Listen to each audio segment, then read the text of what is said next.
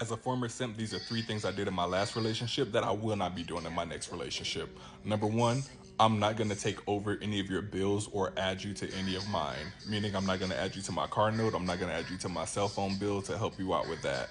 You had those bills before you met me. You can continue paying those bills. See, that's always been my stance, my thought. If you built your own life and you're responsible for the the bills and the responsibilities that you have in said life, you've designed it in your own way. I don't know when the expectation came that men that you were dating owed you some sort of relief in that fashion. It doesn't really make sense to me. Just and of course it makes sense if I wanted some help with something, but as a man, it never made sense why I'd be expected to take on something that you designed for yourself. If you have an extraordinary large car bill, well, that was because you wanted a luxury vehicle or didn't have the right credit for that. But when did it become a man's responsibility to save you from some of the decisions you made in your own life? Like men don't have that out, or women don't have that expectation. Or better yet, I think the better question would be, what is the commiserate thing, or what is it that I'm paying for now in terms of paying your bills and taking off and giving this, providing this with this relief? What am I getting in exchange for that? Versus where's that obligation as me as a husband? As a husband, I understand. I'm supposed to do these things for you. I'm supposed to protect and provide. But as a stranger just met you or have been dating for a short amount of time, or we haven't gone through the things to make this an important thing. Like when do you become my responsibility? I think that's the question a lot of guys have, that we just don't understand why. If I just met you, I looked and said you're interesting, and there is this expectation that at some point in time before here to when we get married, I'm supposed to already be providing for you financially and taking off paying your rent, paying your bills. Men don't really understand that. But before we continue, guys, continue to like, comment, subscribe. It really helps the channel grow. Um, we hopefully we'll be able to do the live later today. Yes, when I'll be posting this tomorrow morning. Let's continue. Number two, we will not be living together if we are not married. That's that shit that I'll do right now. Clock it? Yeah, clock that. We not. Don't do that.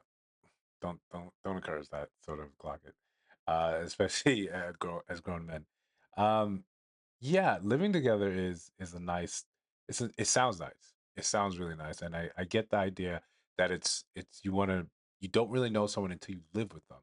So I can see that. I'm a fan. You can do extended stays, but I think that definitely comes later. That's not something that should be on a conversation on a chopping block that early on. I'm always leery when those conversations come up early. It's like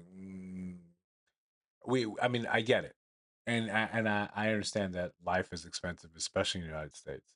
That you want relief, and then you're thinking that the more time I love spending time with this person, so naturally I want to spend the maximum amount of time with that person. But too many stories and too many times men have sort of seen how this goes the other way, and women as well. Just a pro tip: women, don't have your man move in with you. Don't ever do that. And men, don't move in with your girl. I mean, for the men, I'm going to say this because it's her space. It's how she set it up. It's how she wanted things. When you come in there, you try to impose and be like, "Here I am. This is how we're supposed to run things." That house has the essence of her running the thing forever.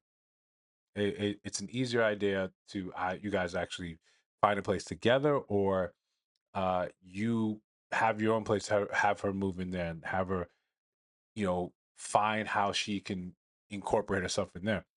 Otherwise, you're in her space, and she's going to be constantly think when things are out of place or things aren't the way she likes them. It's your fault, right? You're the new addition that has messed things up in here. Living together, we're not married, period. Number three, I will not be a 100% provider again. I will not be a 100% provider again. There was no benefit to doing that to someone that I was not married to.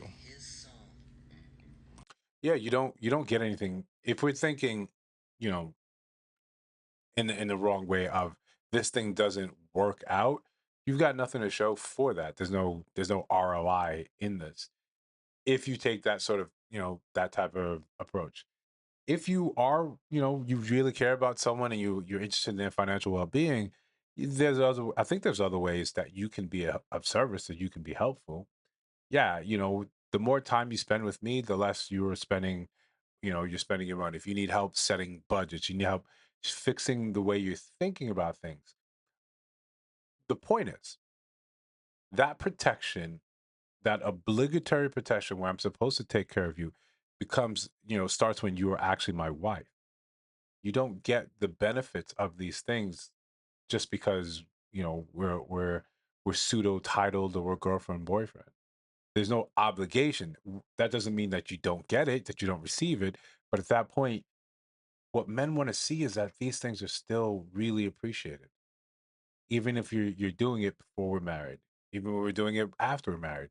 I think when why men of the past and the present and similarly the future are balking against some of these things because they hear the stories of men saying that they did these things and there was no gratitude in them. There was no appreciation for the effort of what it took. It was just said, this is an expectation of men. You're supposed to do this. You're not a real man if you fail to do this.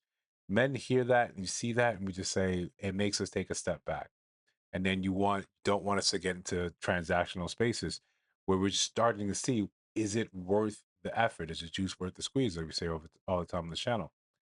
And resoundingly, it's always going to be a no because the possibility of what's out there in the future or just living by yourself. But like you said, Tales from a Former Simp would be a great series. I think as men, if we're being honest, a lot of us have similar stories of things that we know we will never do again because they simply did not pan out the way that we hoped, that we we prayed that they would. This is what, originally, and I know this is such a naughty no word on YouTube or just in the larger media. That's what red pilled a lot of men. And it was, again, red pill is about opening your eyes and understanding how women are, that they're human, not in a derogatory or defamatory sort of sense. No, you're human. And as humans, we tend to look out for our own selves first. And why wouldn't you? I'm nothing to you when you first meet me. Why would you have any obligation to, be nice to me or to look out for my own, my own interests above yours? It's the same way with men. I don't know you to pay your bills. I don't know you to relieve these things in your life. Those things that you want altruistically, you want someone to do that without expecting anything from you. That's your father, and you're not trying to date him, right? If you are, stay out of the comments. Guys, I'll see you in the next one.